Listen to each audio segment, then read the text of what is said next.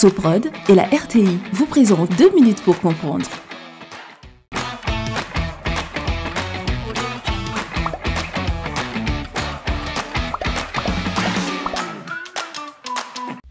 Bonjour, bienvenue dans 2 minutes pour comprendre, votre capsule quotidienne qui vous aide à comprendre comment fonctionne le monde qui nous entoure. Aujourd'hui, je vais vous parler des chiffres. Les chiffres servent à écrire les nombres qui sont donc composés de plusieurs chiffres. Parlons d'abord de ceux que nous utilisons, les chiffres arabes. Ce sont les plus utilisés et les plus courants. Les voici. Il existe également les chiffres romains ou numération romaine qui étaient utilisés dans la Rome antique et au Moyen Âge en Europe. Le principal inconvénient des chiffres romains, c'est qu'il est très difficile de faire avec eux les 4 opérations. C'est pourquoi les commerçants d'Europe ont commencé à utiliser les chiffres arabes à partir du XIIIe siècle, ce qui a provoqué la disparition progressive des chiffres romains.